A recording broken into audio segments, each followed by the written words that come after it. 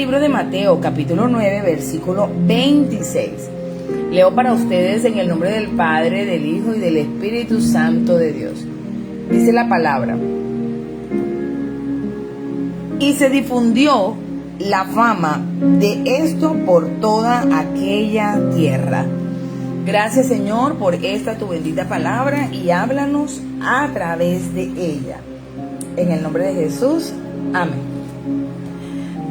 Bueno, amado hermano, en esta mañana el Señor nos quiere hablar un poco acerca de este tema, porque toca realmente una palabra que muchas veces es un poquito controversial en medio del pueblo del Señor, donde se habla acerca de lo que es la fama, el reconocimiento. Si vemos en el mundo, las gentes buscan precisamente esto, la fama.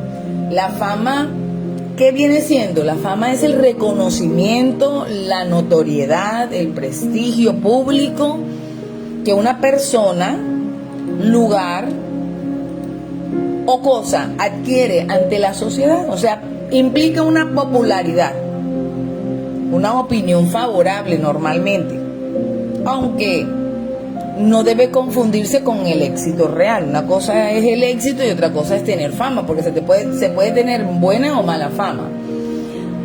Así que esto se traduce en un reconocimiento social, se lleva a una trascendencia. Y cuando hablamos de fama, nosotros creemos pues en actores, en actrices, en gente que hace cualquier cosa por ser reconocido, como está sucediendo hoy en las redes sociales, pero nos ponemos a hacer esa pregunta porque en la Biblia, en la palabra, en las escrituras se enseña de que Jesús adquirió fama, y de pronto para muchos tienen como una cierta prevención hacia la palabra, pero la Biblia la utiliza y no coloca ningún morbo o ninguna restricción con respecto a ella. Lo dice con la mayor claridad y lo dice con la mayor sencillez, y vamos a analizar un poquito acerca de eso, porque precisamente si la palabra no le coloca ninguna tachadura, ¿por qué para algunos cristianos, o por lo menos para ciertas corrientes religiosas, el adquirir fama se vuelve como algo pecaminoso o algo malo? Vamos a ver en la palabra que dice en el libro de Mateo, capítulo 9, 26, que se difundió la fama de esto por toda aquella tierra. A ver, la marca, el cierre de la resurrección. Imagínense, algo tan poderoso. La resurrección de la hija del jefe de la sinagoga de Jairo, y la curación de la mujer con el flujo de sangre. Fueron dos acontecimientos demasiado poderosos como para que a través de ellos no se adquiriese alguna fama, porque era algo demasiado estruendoso, demasiado ruidoso como para poder acallarlo y que la gente no lo pudiese saber. Este versículo subraya que el poder divino que Jesús tenía en sus manos, lo tenía sobre la muerte, y también lo tenía sobre la enfermedad. Y esto no se pudo ocultar, convirtiéndose precisamente en un testimonio público de su identidad en aquella región. Entonces, vemos aquí que las acciones, los actos poderosos que Dios hacía a través de la vida de Jesús era algo que marcaba la sociedad de aquella época, porque ¿cómo era posible que una persona nacido de Nazaret, nacido de aquel lugar tan de pronto para muchos insignificantes, podía surgir algo o alguien con tal trayectoria? Y precisamente es lo que tenemos que analizar, porque no es simplemente tachar algo por decir, no, esto es bueno y esto es malo. No, tenemos que mirar por qué la palabra del Señor lo utiliza. Porque en este versículo concluye precisamente el relato de la resurrección de la hija de no cualquier persona, de un oficial. Y la curación de una mujer que no duró 1 ni 2 años, sino años, o sea, años en esa circunstancia, y que perdió todo lo que tenía en medicinas, en médicos. Y por supuesto que se difundió la noticia por toda aquella región. Así que este versículo resalta precisamente el impacto público del poder de Jesús de haber realizado milagros asombrosos.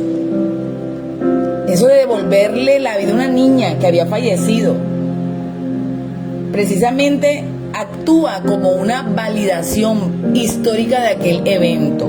Jesús pidió privacidad al entrar en la casa y apartó a la multitud que se burlaba, porque hasta eso había de todo en aquel momento. Cuando él llega por petición de su padre, llega a hacer la asistencia de orar y de atender aquella niña que está postrada en una cama, en un lecho, pero ya de muerte. Y hasta había gente que se burlaba de Jesús a la hora que llegó. Y la magnitud del suceso hizo imposible mantenerlo en secreto. Así que la gente, poquito antes, se reía de Jesús cuando él decía que la niña dormía. Porque cuando Jesús llega, no dice, no, la niña se murió, la niña falleció, sino que la palabra que él utiliza es de que la niña dormía. Y ya cuando llega al versículo 26, muestra cómo esa burla inicial se transformó en un asombro generalizado que recorrió toda aquella región.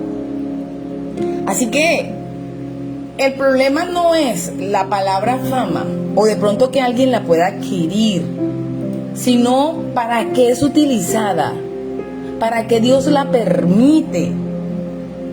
Porque entonces estaríamos tachando algo que el mismo Dios va a permitir para usarlo en pro de su obra, en pro y en beneficio de la difusión de la palabra de Dios y del poder de Dios, porque el poder venía del Señor.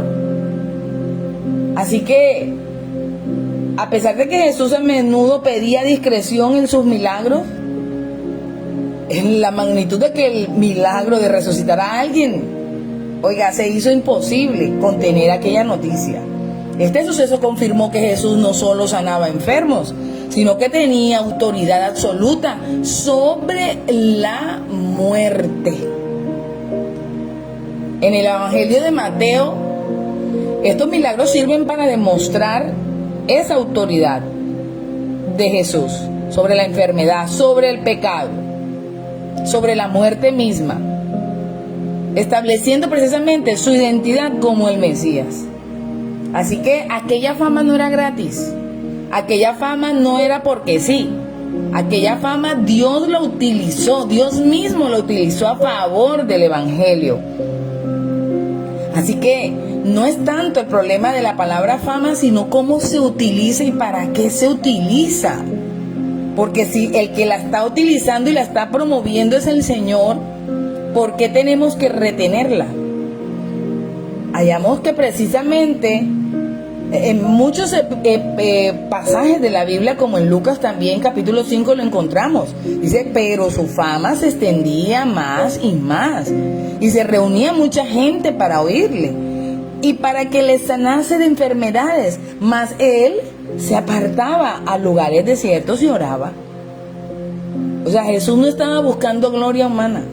Jesús no estaba buscando estar en la primera portada de nada. Y si aparecía, pues no era algo que él estaba persiguiendo.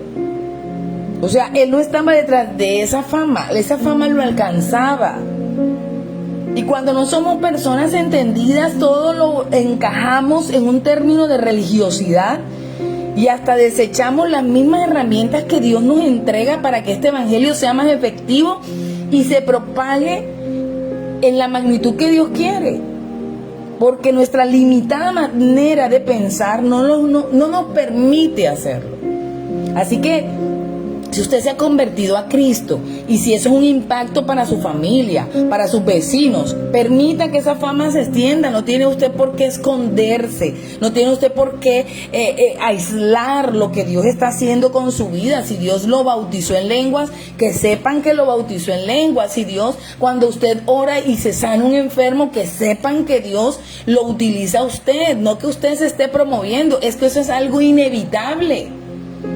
Y Dios no lo está utilizando para promoverlo a usted. Lo está utilizando para la gloria de su nombre.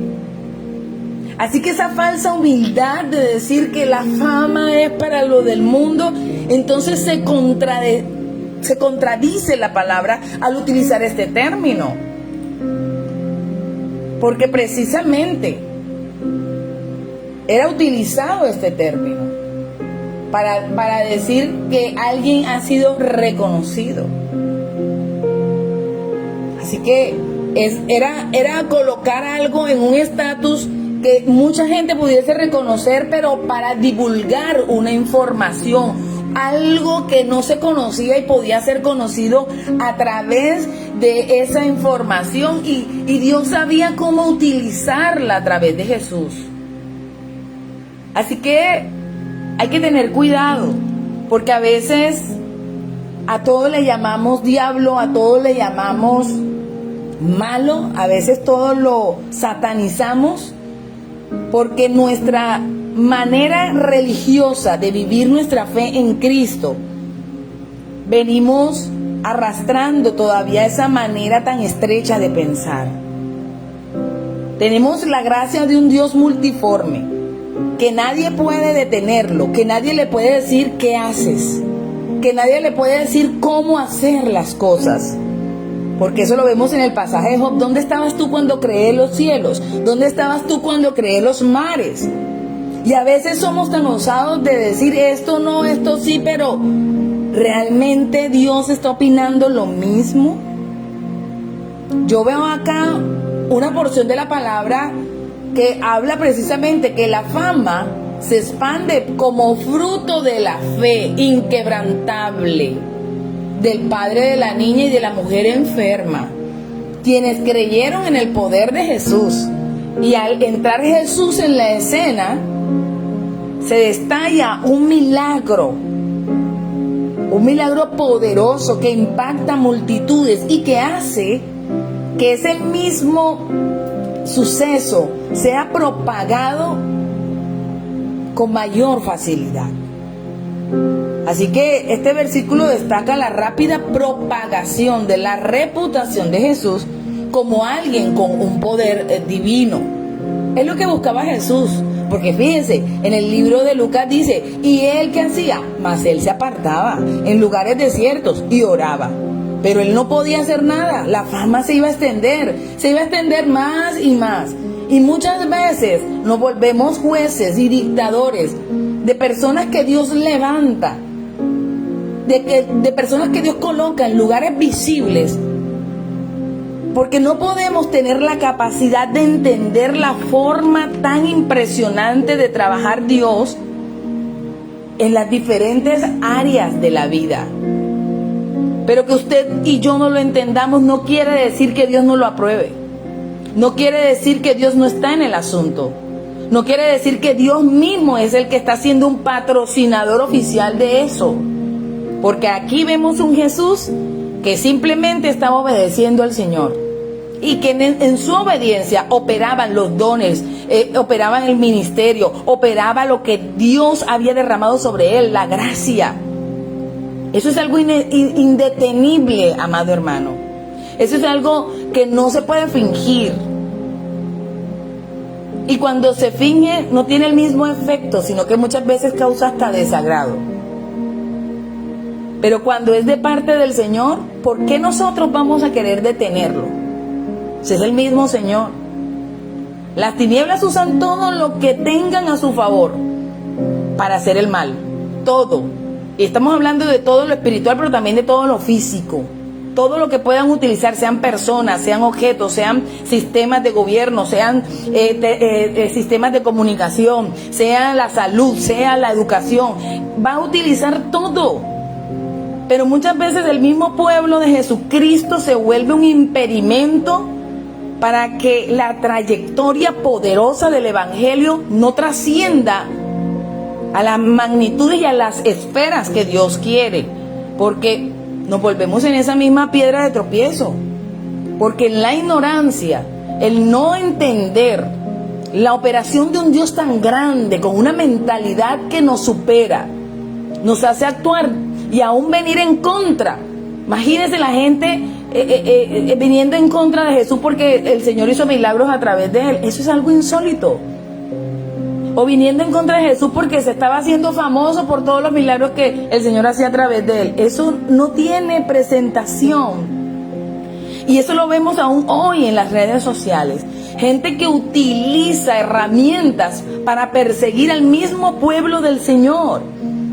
El que esté en lo correcto o no esté en lo correcto, había una palabra sabia de aquel hombre que estaba en el Sanedrín.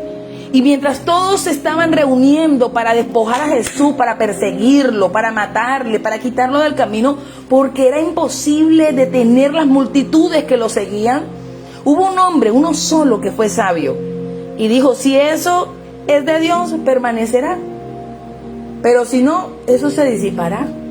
¿Y sabe por qué? Porque en eso precisamente está el Señor, porque Él no permite que se abra una puerta sin su favor, porque Él es el que abre donde nadie cierra y el que cierra donde nadie abre. Pero muchas veces queremos jugar a ser dioses queriendo opinar sobre la forma de actuar de Dios. Nosotros somos obra de sus manos, somos hijos, somos representantes del reino, somos siervos del Rey Altísimo. Él es nuestro Señor. Nosotros somos sus hijos amados.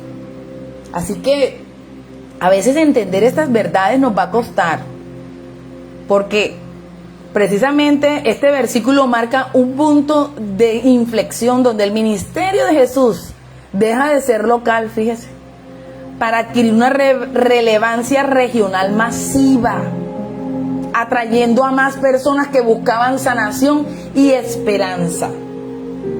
Hay gente que no entiende nada, hay gente que no lo puede entender, y como no lo entienden, quieren que los demás tampoco puedan avanzar. Es difícil, amado hermano, es difícil detener la obra poderosa del Señor, porque cuando Él está decidido a hacer algo con alguien, lo va a hacer. Y así mismo lo hizo con Jesús. Hizo milagros, hizo señales, hizo prodigios. Y tanto fue que no pudieron, sino creyendo que lo podían destruir en una cruz, matándolo, para detener lo que no podían detener, porque ni la muerte pudo detenerlo. Impresionante. Así que la frase de la noticia se divulgó, subraya la irrefutable evidencia del poder divino, a pesar de las dudas, a pesar de las burlas, a pesar de que nadie crea. El problema aquí es que no estamos para agradar a hombres. Dice primeramente agradar al Señor antes que a los hombres. Así que la acción, precisamente, la acción del acto de fe del jefe de la sinagoga, Jairo, y la curación de la mujer con hemorragias, es resaltar la fe, que es fundamental para recibir el poder de Dios. La gente tenía que saber de que ese poder existía. Y hay gente que no entiende las diferentes formas de operar del Señor. Dice: no, pero si esto no es así, no es de Dios. Pero si esto no se hace de tal manera, no es de Dios, no proviene de Dios. Si esta persona no habla y se viste de tal forma, entonces no es de Dios. Amado hermano, mire la naturaleza. La naturaleza nos da de abofetadas ante estas posturas, porque de una sola cosa Dios creó miles formas. Usted ve hasta una raza de animal y ve miles versiones de una misma raza. Es como si no se conformara con la limitante de una, sino que tiene que hacer miles. Pero nosotros muchas veces como hijos y seguidores de Cristo queremos que nada más sea una manera, y si no hay, no existe. Es difícil, porque Dios nunca va a encajar en nuestra mente estrecha. Somos nosotros que debemos inclinar nuestra mente, nuestros pensamientos a Cristo, para poder tener la mente de Cristo y medianamente poder entender la magnitud de lo que Dios espera de nosotros. Así que este pasaje invita a confiar en que para Jesús ninguna situación está perdida, incluso cuando parece haber muerto toda esperanza. Así que el versículo cierra el episodio demostrando que el impacto público del ministerio de Jesús preparaba el camino para los siguientes milagros y enseñanzas de Jesús. Así que por eso su fama se extendía. Por eso es que era necesario atraer las grandes multitudes, no porque se estaba exaltando a Jesús. Era el vaso. El Señor tiene que usar, algún vaso tendrá que usar. Sea el suyo, sea el mío, sea el que Dios quiera. Lo va a utilizar. Pero por lo menos sienta gozo de que el Señor no se queda quieto, que sigue haciendo su obra, y su obra seguirá avanzando, usando al que Él quiera, como quiera y cuando quiera, porque esto no es del que corre, ni siquiera del que quiere, sino del que Dios tiene misericordia, amado hermano. Así que, a pesar de la creciente popularidad de Jesús, Jesús solía retirarse a lugares solitarios para orar, sabiendo que, sí, la fama se extendía más y más, y las multitudes también, para escucharlo y buscar curación a sus enfermedades. Pero él siempre buscaba su fuente, porque su fuente venía del cielo, del más grande, de Todopoderoso, de aquel que también utilizó la fama para favor de la obra del Evangelio.